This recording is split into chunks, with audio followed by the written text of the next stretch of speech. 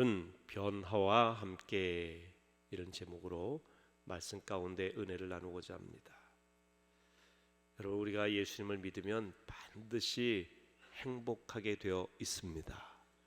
왜냐하면 우리의 삶이 이전과 달라지기 때문에 그렇습니다. 예수님을 믿게 되면 점점 그분에게 가까이 가게 되면 우리가 성숙해집니다. 오늘 본문 24절에 보면 이렇게 되어 있습니다. 하나님을 따라 의와 진리의 거룩함으로 지으심을 받은 새 사람을 입으라. 한번 따라 하시겠습니다. 새 사람을 입으라. 새 사람을 입으라. 네, 여러분, 우리가 새 사람을 입는다는 것은 변화된 그리스도인이 된다는 뜻입니다. 예수님을 믿게 되면 옛사람을 벗어버리고 새 사람을 입게 됩니다. 새 건물을 짓기 위해서는 옛 건물이 사라져야 돼요. 그래서 우리가 신앙생활을 한다는 것은 버리고 떠나서 목적지를 향해 가는 것입니다. 옛사람을 버리고 그리고 새 사람을 입기 위한 목적을 가지고 그 새 사람을 덧입는 것, 그것이 그리스도인의 삶의 모습입니다.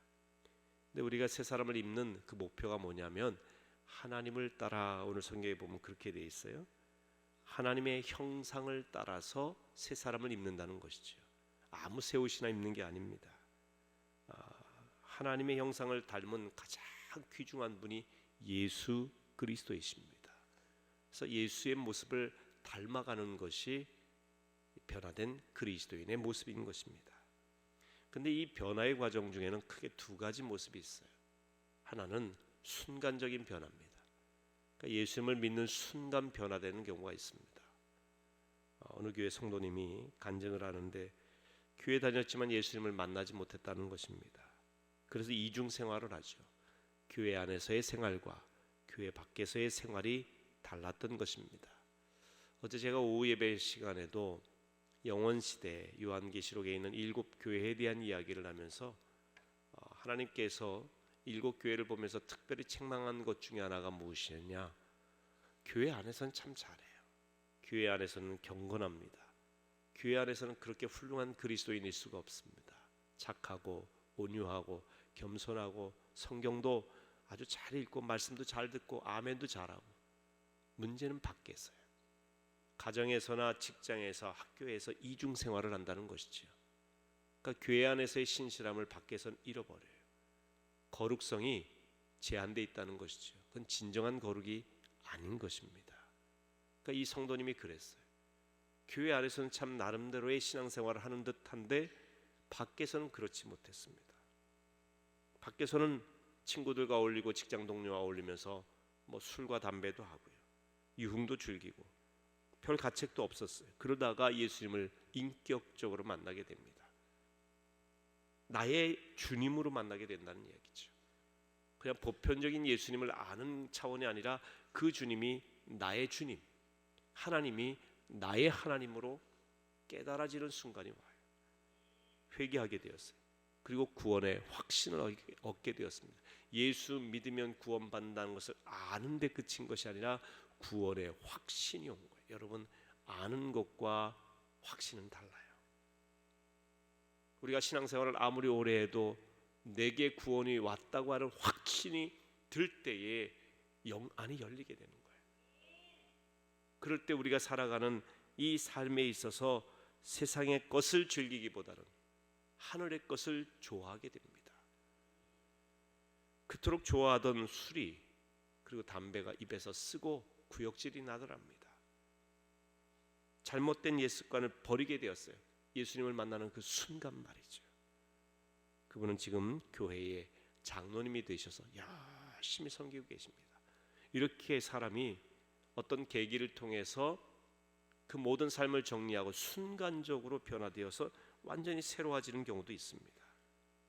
예수님을 만나면 바뀌게 되어 있습니다. 그런데 이렇게 순간적으로 모든 것을 버리고 바뀌는 경우도 있지만 점진적인 변화도 있습니다. 그러니까 변화에는 순간적인 변화와 점진적인 변화가 있어요. 교회 집사님이십니다. 여전히 그분은 방황하다가 여전히 세상적인 이 유흥을 즐기고 술과 담배를 즐기고 교회 생활하면서 신앙생활하면서도 예수님을 만났어요. 은혜도 받았어요. 주님이 나의 주님이신 것도 알겠는데 여전히 세상 것이 즐거워요. 여전히. 그러면서 그것이 잘못되어 있는 것을 알면서 계속해서 투쟁해 나가는 거예요. 계속해서 끊어보려고 노력도 하는 겁니다. 점점 횟수가 줄어들고 점점점 세상의 이 맛에 아직도 취해 있지만 그러나 주님께로 더 가까이 가려고 애쓰는 겁니다. 히브리서에 보면 너희가 죄와 싸우기를 피 흘리기까지 해보았느냐, 그런 말씀이 있어요. 여러분, 죄를 끊고 의를 위해서 살기 위해서 피 흘리기까지 한 번쯤 죄와 싸워봤느냐, 그 죄짓지 않기 위해서 피 흘리기까지 애써 보았느냐, 이런 말씀이 있어요. 여러분, 죄와 싸우기 위해서 피 흘리기까지 한번 애써 보셨습니까? 내가 이 죄를 지으면 안 되는데, 그런데 그 죄의 유혹이 너무 강해서 나도 모르게 또 끌려갈 때가 있어요. 괴로워요. 내가 이렇게 살면 안 되는데, 나한테는 신앙이 없는 것 아닌가 괴로워할 수 있습니다. 근데 여러분, 우리가 죄와 싸우면서 우리 마음이 괴롭고 우리가 이렇게 살면 안 되는데 하면서도 그 습관 속에 있지만 마음이 괴로운 것은 우리 안에 성령이 계시기 때문이에요. 성령이 우리 안에서 근심하시는 거예요. 이전에는 그게 죄가 죄인 줄 모르고 그냥 내 마음대로 살았는데 죄 짓는 게 괴롭다고 하는 것은 건강한 신앙인으로 가고 있다는 증거이기도 합니다. 그래서 여러분, 낙심하지 마시기 바랍니다. 유혹에 넘어지기도 했지만 이분이 점점점 애쓰고 힘쓰고 그리고 정말 죄와 피 흘리기까지 싸우는 가운데 나쁜 습관을 점점 버리게 되었다라고 하는 것입니다. 사람마다 변화의 속도는 다르지만 중요한 것은 반드시 예수님을 주인으로 모시면 변화되게 되어 있습니다. 그래서 우리 신앙은 변화와 함께 가는 거예요. 변화와 함께 새 사람이 되어가는 것입니다. 고린도후서 5장 17절 말씀을 한번 같이 읽도록 하겠습니다.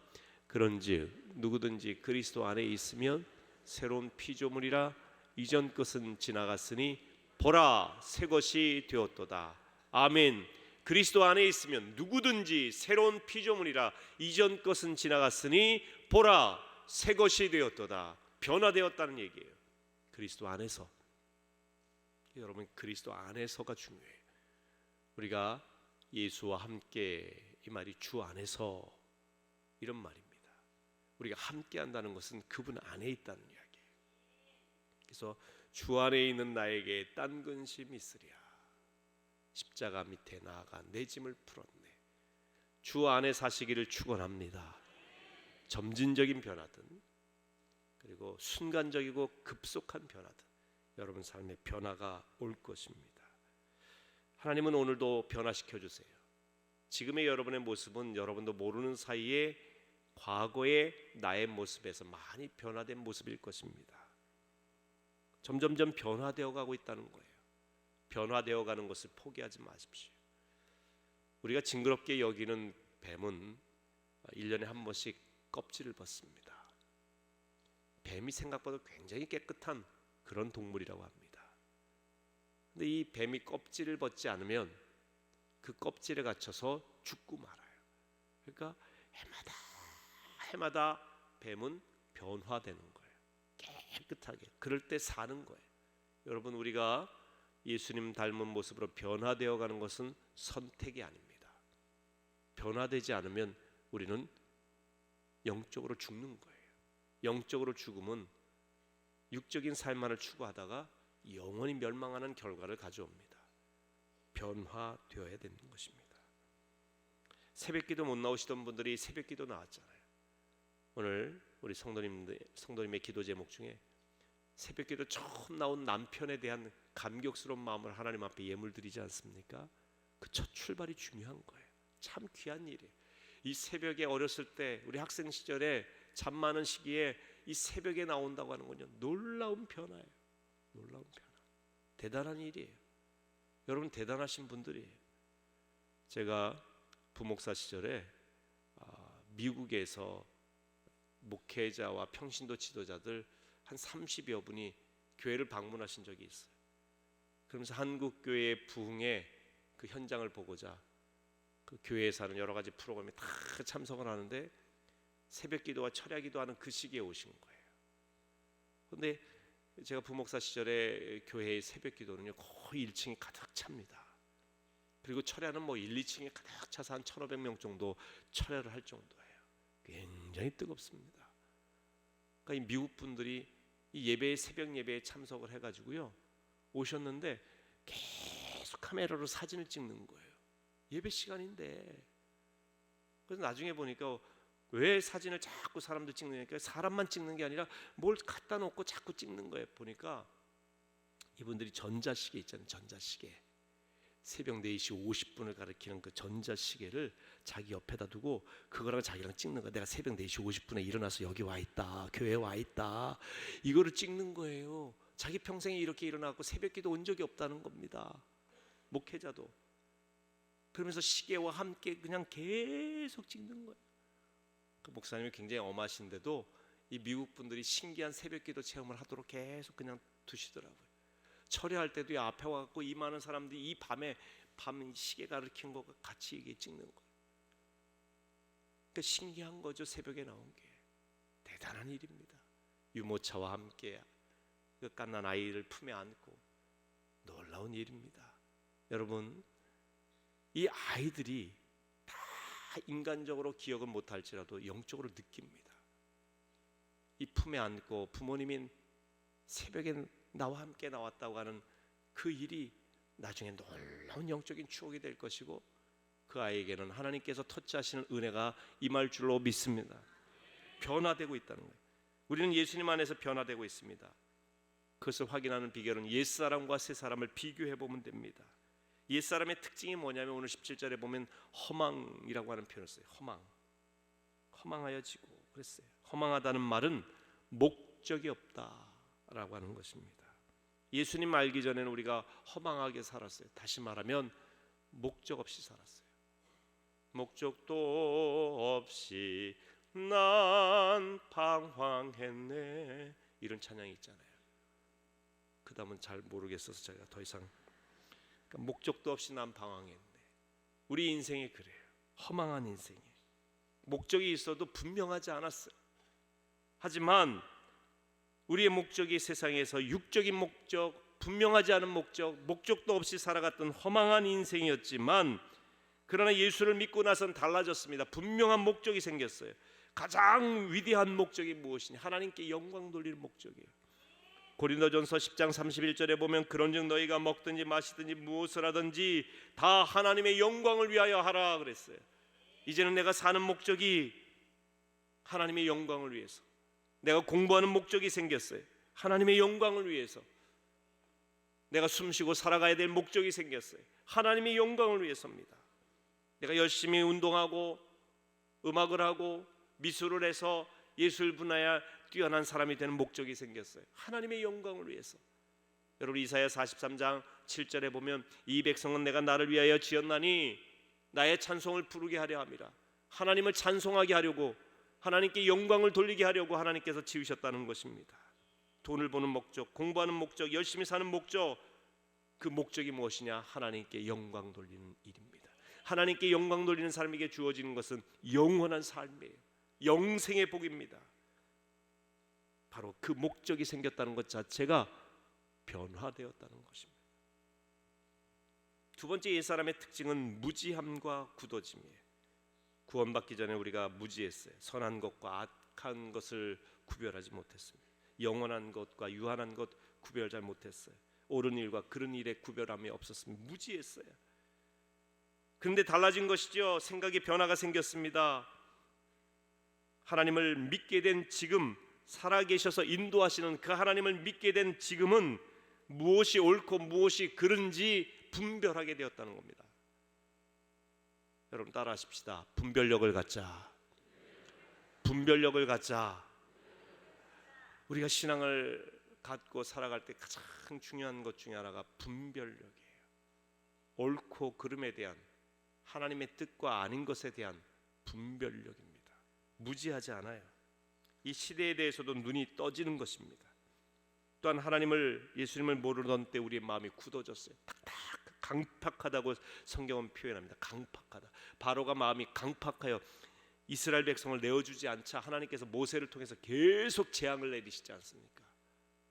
여러분 마음이 굳어진 이 강팍함은요 하나님의 재앙을 부르는 일이에요. 무섭고 두려운 일이지요. 예수님을 전하고 우리가 인생에 대해서 잘못함을 깨닫고 회개하고 주께로 돌아오자고 하는데 마음이 굳어져 있어요. 복음을 받아들이지 않아. 길가와 같이 딱딱한 마음밭이에요.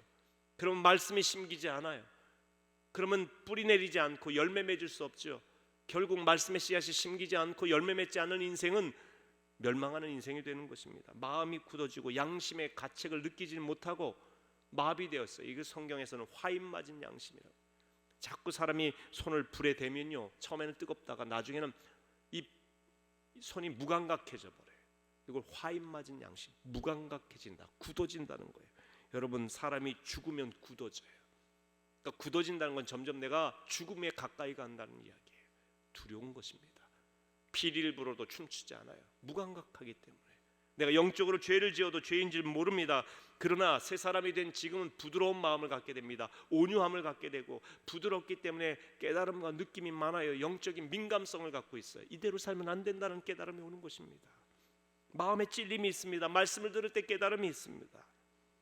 그래서 회개도 하게 되는 것이죠. 그래서 죄를 미워하게 되고 이기고자 애쓰게 되는 겁니다. 이 자체가 엄청난 변화예요.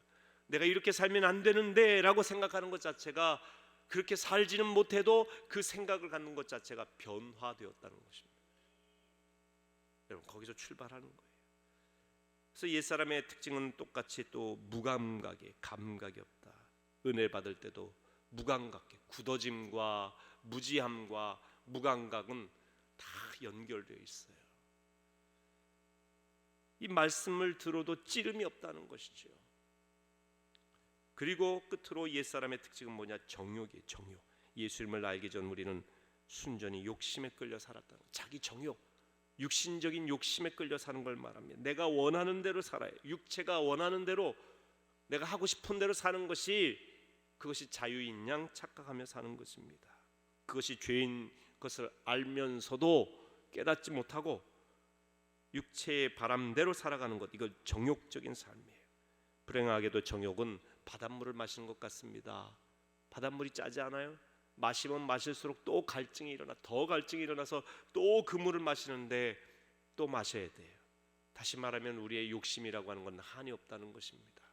욕심을 부리고 그런데도 끝이 없어요. 돈을 모으고 모아도 끝이 없어요. 욕심이 많습니다. 여러분, 물질이 많은 사람이 많이 나눌 것 같지 않습니까? 돈 많은 사람 그 돈 다 쓰지도 못하는데 좀 나누고 베풀면 좋으련만 그렇게 하지 않아요. 왜 그러냐면 우리가 정욕에 이끌려 살기 때문에 그래요. 그런데 변화된다는 것은 우리가 정욕으로 살던 우리의 인생이 하나님의 뜻에 따라, 내 욕심이 아니라 하나님의 뜻에 따라 살아가기를 즐거워하는 것입니다. 예수 안에 있으면 정욕을 다스릴 수 있게 되는 것입니다. 간혹 정욕이 있더라도 그것을 행동에 옮기지 않게 됩니다. 마틴 루터가 이런 이야기를 했어요. 하늘에 나는 새가 똥을 싸는 것, 그 내 머리 떨어진 걸 막을 수는 없다. 다시 말하면 우리가 살다 보면 유혹을 받게 됩니다. 예수를 믿어도요, 성적인 유혹도 있고 물질의 유혹도 있습니다. 게으름과 나태함의 유혹도 있어요. 거짓말의 유혹도 있습니다. 이기적인 욕심에 대한 유혹이 있어요. 여러분이 예수 믿는다고 완전히 성자가 되는 게 아니에요. 이런 유혹은 예수를 믿어도 와요. 그러면서 나도 모르게 거기에 눈 돌릴 때도 있어요. 음란한 동영상을 보고자 하는 유혹도 있고 볼 때도 있어요. 그렇지만 이런 유혹이 있지만 머리에 똥을 싸는 것, 새가 날다가 똥 싸는 것, 이건 막을 수 없다는 거예요. 그런데 새가 내 머리에 와서 둥지를 트는 것은 막아야 된다는 것이죠. 다시 말하면 내 머리에 집 짓고 아예 살아버리게 하지는 말라는 이야기예요. 유혹이 올 수 있어요. 잘못된 행동을 한두 번 할 수도 있습니다. 그런데 그 행동이 내 삶이 되고 내 인생이 되어버리면 안 되지 않습니까? 그것은 물리쳐야죠. 이것 자체가 변화되었다는 거예요. 정욕에 의해서 집 짓고 살지 말고 예수의 이름으로 물리치시길 주의 이름으로 축원합니다. 하나님 안에서 이제는 내 육의 정욕대로 사는 게 아니라 주님 안에 있는 사람들은 거룩한 욕심이 생겨요. 바로 비전입니다. 하나님의 뜻을 이루고 싶은 소원이지요. 이전에 옛사람이라면 상상도 못했을 일이지만 큰 변화가 일어난 이후에 옛사람을 벗어버리고 새 사람을 입는 사람에게는 이제 주의 뜻대로 살고 싶은 그런 열망이 생기게 되는 겁니다. 가장 중요한 열망 중에 하나가 우리의 입술이에요. 우리의 입술이 거짓되고 불의한 입술이 아니라 하나님께 영광 돌리는 입술이 되기를 원하는 그런 입술에 열망이 생기게 되는 것입니다. 그래서 여러분, 오늘 보면 29절에 보면 무릇 더러운 말은 너 입 밖에도 내지 말고 오직 덕을 세우는 데 소용되는 대로 선한 말을 하여 듣는 자들에게 은혜를 끼치게 하라. 여러분, 하나님의 뜻을 이루고자 하는 열망이 생기는 사람에게 있어 가장 첫 번째 나타나는 특징, 우리의 입술을 통해 하나님께 영광을 돌리는 입술의 변화예요. 덕을 세우는 말을 하는 거예요. 내 말이 틀렸어 라고 말하면서 사실이냐 아니냐 라고 하는 것에 근거한 입술이 아니에요. 팩트가 중요한 게 아니에요. 그 말이 하나님께 영광을 돌리느냐, 덕을 세우느냐 라고 하는 것이지요. 마음이 굳어지지 않고 마음의 변화가 일어나고 정욕대로 살지 않고 하는 사람들이 가장 첫 번째로 드러나는, 변화된 사람들의 첫 번째로 드러나는 그 모습이 덕을 세우는 입술이에요. 입술의 변화. 여러분, 이 입술의 변화는 사람을 살리기도 하고 죽이기도 해요. 잠언 18장 21절에 보면은 죽이기도 하고 살리기도 하는 권세가 혀에 달려 있나니, 혀의 권세가 이렇게 놀라운 거예요. 여러분의 혀를, 입술을 생명을 살리고 덕을 끼치는 데 사용하시기를 축원합니다. 입술의 변화를 간구하세요. 그래서 다윗은 하나님 앞에 기도했죠. 하나님, 내 입 앞에 파수꾼을 세워주시고 내 입술의 문을 지켜주옵소서. 내 입술의 문을 지켜주옵소서. 그런데 이런 모든 변화의 시작은 예수 그리스도, 주 안에 있을 때, 성령 안에 있을 때 가능하다는 것입니다. 자, 30절 말씀 같이 읽습니다. 30절, 하나님의 성령을 근심하게 하지 말라. 그 안에서 너희가 구원의 날까지 인치심을 받았느니라. 성령이 인치셨다는 거예요. 그러니까 여러분이 주 안에 있기만 하면 성령이 여러분의 변화를 보장시켜 주신다는 겁니다. 세상의 다른 종교와 기독교의 가장 큰 차이점은, 세상의 종교는 창시자가 가르친 내용을 중요하게 보는 반면에 우리 기독교는 그 말씀을 하신 예수 그리스도를 믿는 것이고, 예수 그리스도를 따르는 것이고, 그 예수 그리스도를 진리로 받아들이고 사랑하는 것입니다. 그래서 예수님 한 분이면 충분한 거예요. 그분을 우리 안에 모실 때, 우리가 그분 안에 있을 때에 우리는 이미 변화되어 가고 있는 것이고, 이미 우리는 변화된 그리스도인이 된 것입니다. 그래서 여러분 삶 가운데 예수님을 받아들이시고 주 안에 사시기를 주의 이름으로 축원합니다. 그 주님이 여러분을 위해 죽으셨다는 것, 그래서 죄 용서하셨다는 것을 확신하시고, 그분이 부활하셔서 우리에게 부활의 첫 열매가 되심을 확신하셔서 우리는 삶으로, 그리고 죽음으로 살고 죽는 것이 끝이 아니라 영원한 삶이 있음을 확신하며 살아가시는 여러분 되시기를 주의 이름으로 축원합니다. 아멘.